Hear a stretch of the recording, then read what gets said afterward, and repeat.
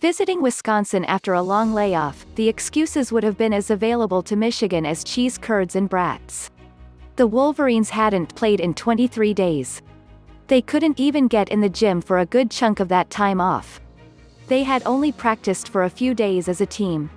And their first game back was on the road against a ranked Wisconsin team with a penchant for winning revenge games. And yet, Michigan was the more energized and efficient team down the stretch in a 67-59 win on Sunday afternoon.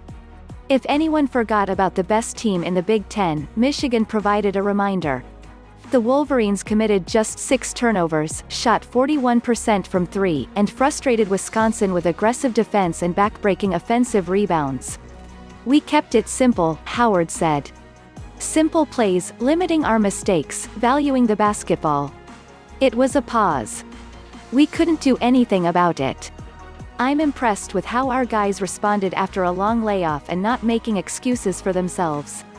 Early on, and even for a chunk of the first 30 minutes, a different narrative, perhaps the more expected one, was building.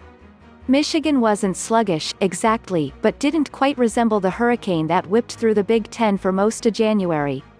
Michigan trailed by 12 at half, having shot just 34% to Wisconsin's 54%. "The first 10 minutes," Howard said, "was a big concern of mine coming in. Would the Wolverines have the required energy level out of the gate? And if they did, could they sustain it?" Michigan center Hunter Dickinson said the first few minutes of any game are the toughest on the lungs. "That was especially true," he said, on Sunday, given the extended break. While Michigan fans prepared themselves for the team's second loss of the season, Howard was smiling and clapping in the Kohl Center visitors' locker room. "This is where we want to be," Howard told the Wolverines, then implored them to up their defensive intensity. Michigan started chipping away after halftime and found an extra spark after starting point guard Mike Smith took an inadvertent elbow to the face from the Big Ten's leader in inadvertent elbows, Brad Davison. Howard, or at least the Michigan bench, drew a technical for questioning the no call. "I was a little fired up too," Howard said. Howard masterfully dialed Smith's number on the ensuing possession, and Smith drove for an and-one basket. Still, Michigan trailed 51-44 after a Wisconsin basket with 10:56 left.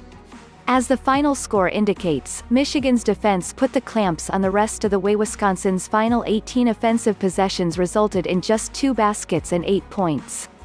At the other end, Michigan's freshman center dominated the offensive glass.